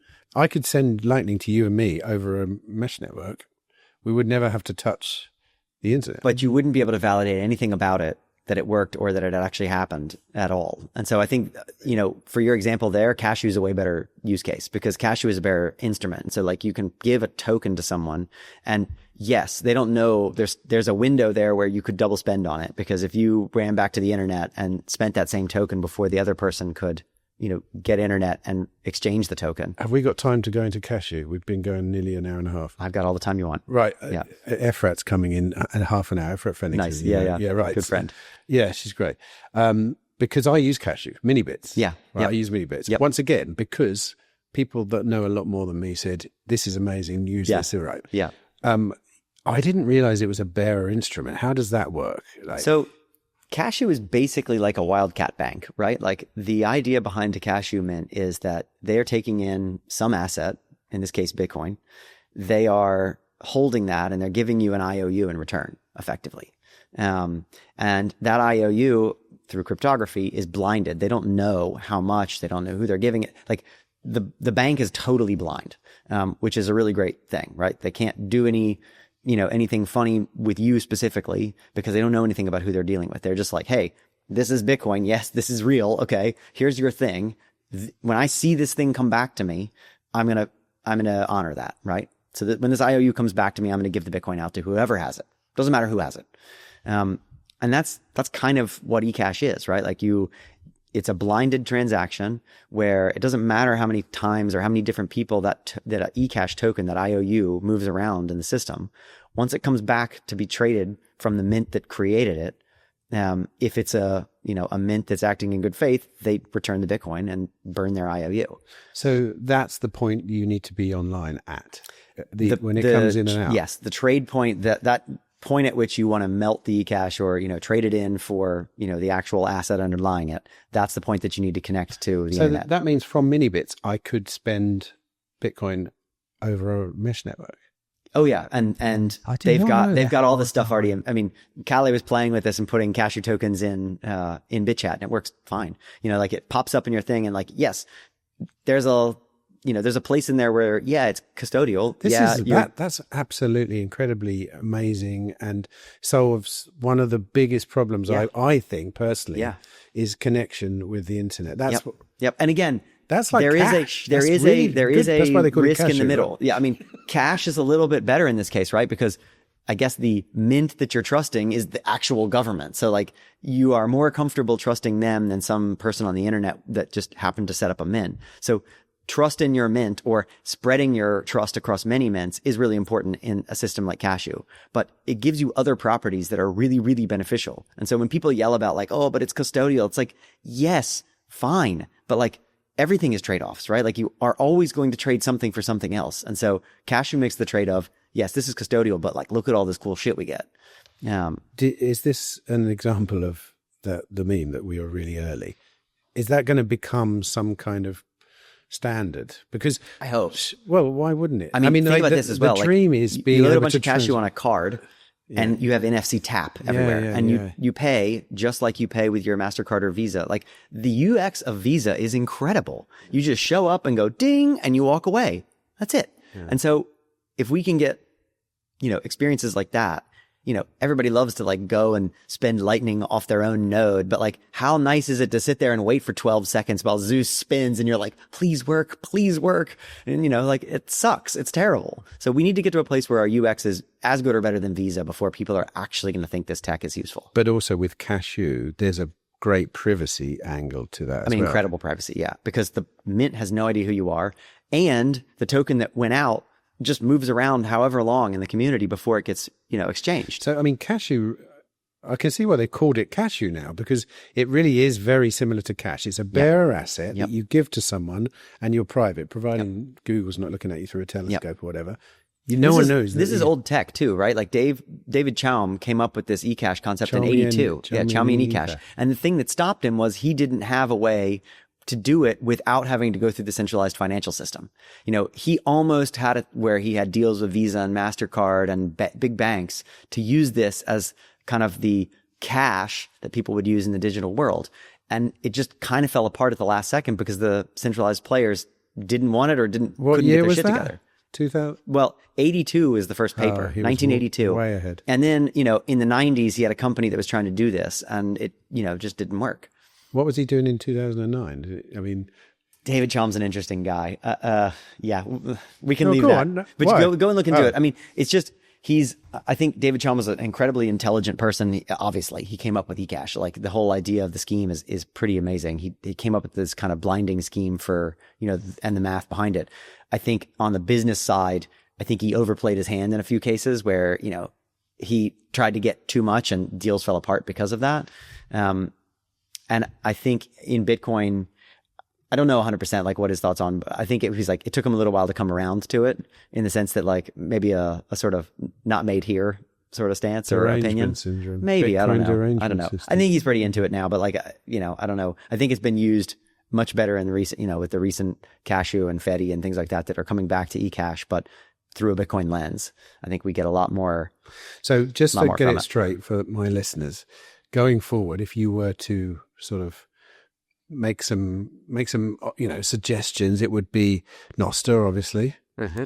It would be Bitcoin, but with using a Cashu version of Bitcoin would be a good idea. Use layers of Bitcoin, right? Like I think all of these things, again, comes back to trade-offs. Like, you hold your life savings somewhere super, super safe. You're not walking around with your life savings constantly. You don't you expect to have a little bit of cash in your wallet. And if you get mugged for that little bit of cash, okay, not the end of the world. Like, if you get away with your safety, then you're fine. And I think that's the way to think about these things as well. Like your hardware wallet that's completely disconnected from the internet that holds your life savings doesn't go everywhere with you. Your Cashu wallet does. And, maybe the mint rugs you at some point, but your money in your Cashu wallet was even spread across 10 or 20 mints. And so it's like nothing. It's no big deal. It's not life-changing bad for you. And so I think, and Lightning sits in the middle. Lightning is sort of the lingua franca of, high velocity payments with Bitcoin. It's going to be used by, the payment settlers, all these, different mints. It's going to be used by different, layer 2 protocols. So between Cashu and, Arc or, any of those things, you're going to end up with this sort of Lightning payments in the middle. And so, for people, I would say, have a Lightning wallet, have a Cashu wallet, play with these things. Do it with a very small amount of money. All of these things are still new tech. I think Lightning is pretty solid at this point, but Cashu is definitely still new. But get familiar with them and know which trade-off you're taking and why. And also think about it for what application you're using it for. And from a privacy standpoint, how would you operate in the world? Social media, money, those kind of aspects. Yeah. I think just more people need to think about it, right? Like I'm doxxed, like I've been on the internet forever. I do try to go back regularly and sort of nuke as much as I can, from the past. But what kind of stuff? Like, you mean just the internet's a copy machine though. Like, social media I've stuff. got kids, right? Yeah. 12, 10 and 9, whatever. Mine are basically the same age. And it's the same scenario of, I've explained, it's like privacy is a semi one-way door. Like once you go through the door, you're not going back and getting it. Like so if what it goes are you on the telling internet, your kids? Go on then. What are you advising? One is we're trying to keep them off of phones for as long as possible. How old's your oldest? Our oldest is 12. Right. Mine's Pearl. She has. And he doesn't have a smartphone and he's killing us over it. But like, it's like, hold the line, you know what? I was very the same for a long time. And then I don't know. I don't think I'm coping. Because I gave her a graphene phone. Mm-hmm. We operate with Signal. Yep. She has a VPN on there. She understands all this stuff. I figured, and I use this as an example, my wife's email address is Hotmail still. I love it. She's in her 40s. And right, okay. My bank account is still the HSBC from when I went to university at 18, right? Yes. I use Vodafone, which was I started in the late 90s, Yep. So if I start her on graphene, Proton Mail is her email address, probably it's going to do well. But that's not the part that matters. The part that matters is what is she posting online and where? You know what I mean? Like she's not on social media. Exactly. Actually, but there's a backdoor social media. That's WhatsApp. Yes. She's on WhatsApp. Correct. In a group. Yeah. And she understands this now because I said, Alice, that is a social network. Yeah. Don't think Facebook, Instagram, TikTok. No, you're in a group chat. Yeah. There's even, you can post, what you've been up to today. It's the same thing, basically. But we shouldn't just demonize social media and, blanketly. Like I think there are, things there are redeeming qualities about certain social media, platforms. I think the problem is that like the social media that most people look at and think at is entirely ad driven. And that means you are the product. And so that means they will extract as much as possible from you, in pursuit of that. And so to me, it's more helping my kids use the right tools, like sounds like you're doing. It's understanding the models and like, why does a platform want you to be like this? And why does this platform have this, algorithmic feed that is its sole job is to keep you there. And if you arm people with those tools and that understanding, my hope is that like at least they are going in with eyes open and, you can use these tools to your advantage, but just know that like, just like a knife, it's dangerous. If you use it wrong, it's going to cut you. How long do you think you'll keep your son off a smartphone then? I think he's probably going to 13 is probably when I don't think we're going to be able to hold Mine it is off anymore. 13, but she got it at 12. Yeah. And I had actually in our family, Liz doesn't care. She's not that bothered about all this stuff, but I had thought, because I felt the most strongly about it. It's like, no, never. And everyone said, oh, but reality's going to hit home and the friends are going to do this and blah, blah, blah. And the one that got me actually in the end was the inability to contact me when I was away. Like right now, she's always sending me messages, all on Signal, videos, this kind of stuff coming through. And then you do have to give yourself a reality check because it's not all bad. And I think people like us, we jump straight into this is terrible. Yes. It is in many ways, but it is also not. Yeah. And you can keep your kids away from viruses if you want. And when they're an adult, they'll get loads and loads of illnesses. Yes. So I'm kind of bringing myself to the middle as fast as I can. And I figured this is the best way. And I agree. I wholeheartedly agree with that statement. I think, the important thing is, to me at least, is, that my kids are able to take personal responsibility and understand the trade-offs that they make in certain things. And so like, you want to go on social media? Fine. But like, know what you're doing, know what you're getting into, know why you want to do that. Don't just blindly do it because everybody else does it and not think about it. There's plenty of amazing things about the internet. In my case, we have actually banned her from being on legitimate social media websites. Yeah. But for me, and I've always framed it as, when you're old enough, you'll understand why you don't necessarily want your image all over the internet, basically. Sure, it's in WhatsApp chats. There's pictures of her in her group chats and stuff, but that's the long and short of it. Yeah. And I don't know. I'm probably overdoing it because I just don't know, because I didn't have that. Yeah. I got a mobile in the late 90s. I was a journalist, so we used them quite quickly. I used digital photos early. I didn't adopt social media very quickly. I remember looking at it thinking it was weird and very intrusive. Yeah. And but obviously now I do, but I use it for a business. I hardly tweet. Yeah. I tweet business things Yep. about the podcast.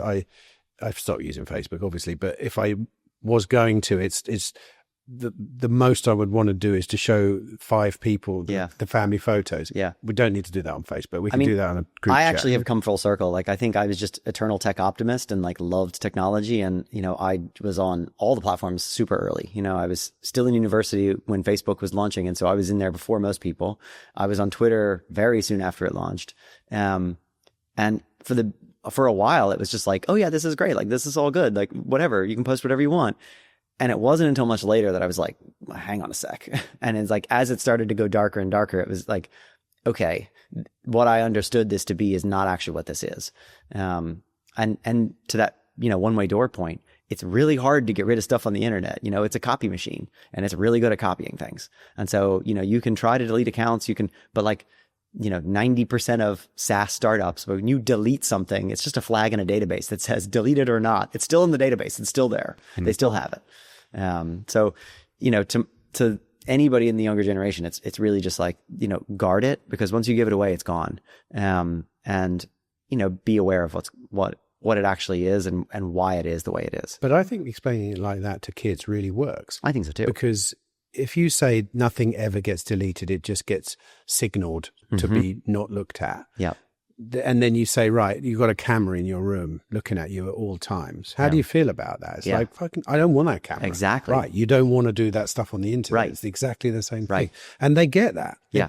We're private by nature. And I really hate this kind of global push to normalize like guilt around privacy and stuff. I hate it. But I think there's something deeply, deeply disturbing and driven in it. It's very much that various, interested entities around the world need you to not care about privacy in order to get their way. Yeah. And you have to really assert it now. And the worst thing is, of course, that as less and less people assert it, you lose the people that are asserting it also lose their privacy. Exactly. Because now it's a become reverse network targets. effect. Yeah. Yep. So, just comment on that briefly before we go then. How do you mitigate that scenario?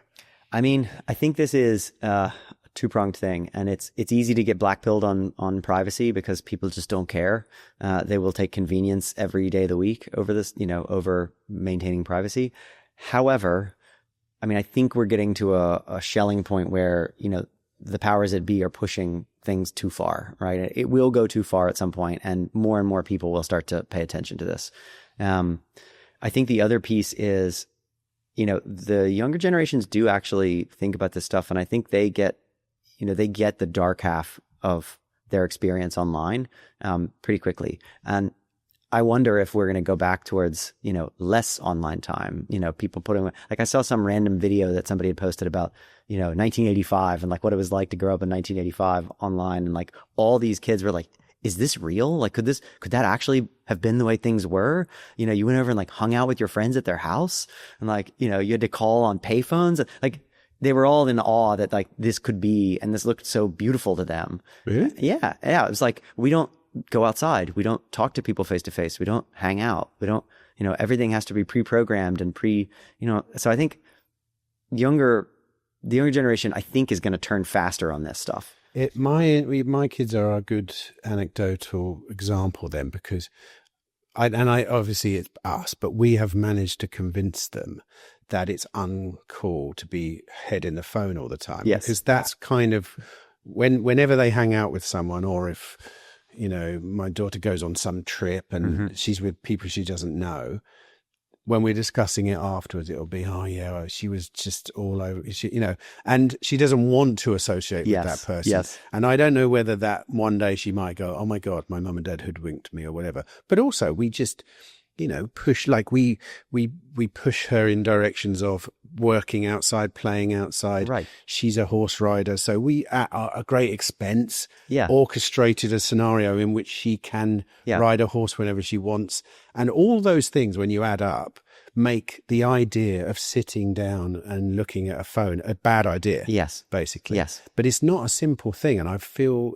deeply for people who just imagine living in a city and not going outside much and having a job that keeps you out of your kids' lives and blah, blah. Yeah. What else is going to happen? Right. Right. It's miserable that way. Right. And like humans were not made to live like that. And, I think we've tried to do the exact same thing. It's like, no, go out and play. Like, and well, you're rock climbers as well, so that must help. And we live in a small town, so it's super safe. And like, there's all sorts of things that, add up to this. And I think this is, where hopefully, my idea of the promise of the internet was always like, you can go anywhere and do anything now. Like you are not constrained by geography anymore. And, I've been working remotely since like 2007 or so, 2006 maybe. And it was so weird for a bunch of years for most people. And now it's become completely normal. And, but there's a dark side of that, which is you need to use that to your advantage rather than just be like, I can work anywhere. So I'm just going to stay inside and work and be on my computer all the time. It's like, no,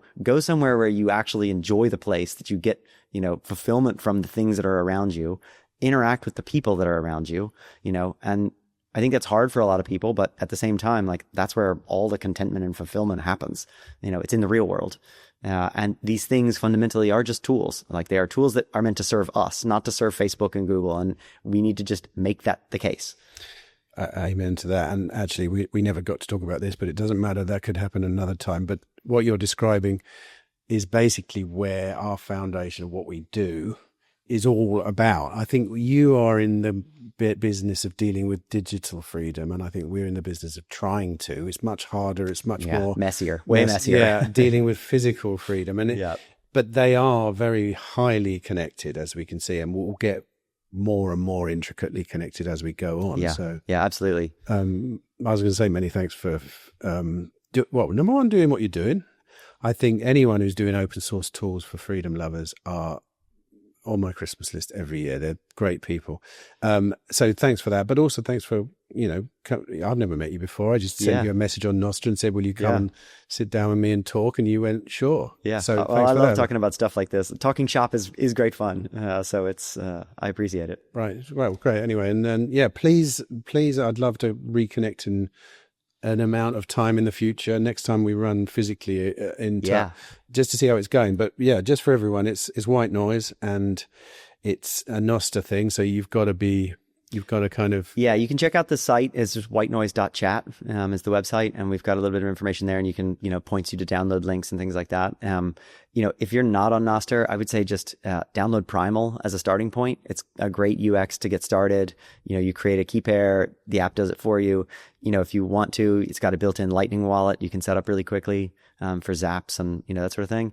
And just play around. Like I've heard so many people say this is the first experience with social media that actually felt like wholesome and positive rather than draining and soul destroying. Like a guy on the panel we were doing at Baltic Honey Badger the other day had a question, but he first started out by saying, "Thank you all. Nostr is the only thing that supports my mental health rather than destroys it." And I was like, amazing. It's the good mornings that I like, obviously. Yeah, One of the redeeming factors. Everyone says good morning to everyone. Yeah. But it's like 1950s digital realm, isn't it? It feels like that, yeah. So it feels great. I'm sure the spammers and the, scammers and everybody else will show up eventually. But for now, it feels like you're somewhere.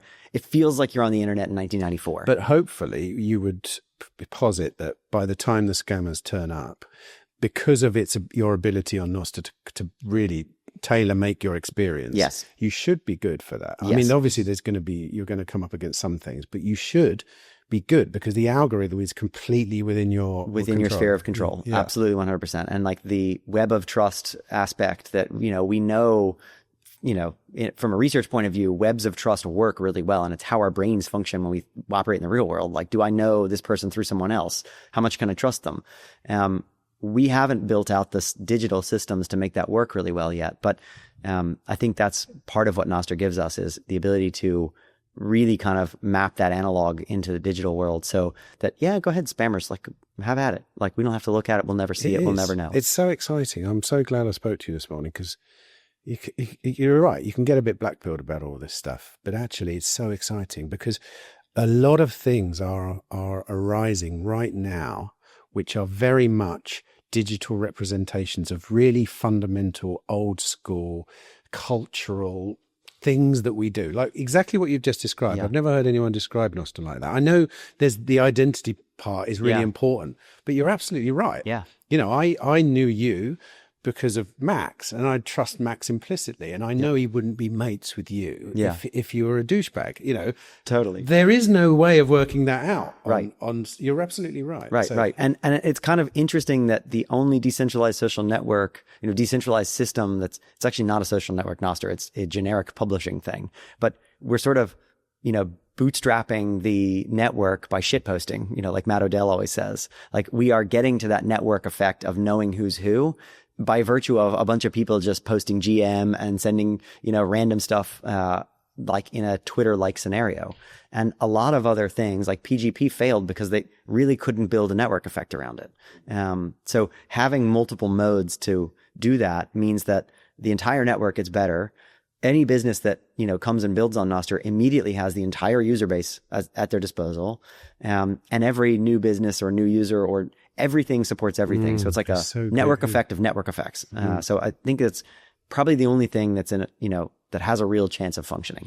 And also it's very useful in the sense that a lot of apps now, if you want to download a new app on Nostr, it'll say who out of your friend group already has. That's brilliant. Yeah, Zap Store. Like Zap Store is the, I mean, quintessential example of like how cool Nostr can be. You can develop an app, you can sign it so that everybody knows that like, hey, me, the person that you're talking to over here is the developer, and I've signed this app cryptographically, and it's the same thing on the same, you know, on the server, and you just freely download it without having to enter any KYC, anything. And it shows you that, these mates of yours have already downloaded I've already downloaded this cool. app. Cool. So I know I'm on the right version and not some scam version. Exactly. Right? Yeah. So there's like a million ways where this web of trust, this network, this kind of open publishing system means that we get the possibility of building a brand new internet that's like fully open. Yes. We hope. Long road though. It's a really long road. Yeah, but you say we hope, it's already here. Like, we're using it. That's true. I'm using Nostr every day, much more than Twitter. Yeah. It's weird that like this morning when I went to message you on Nostr, none of our messages were there.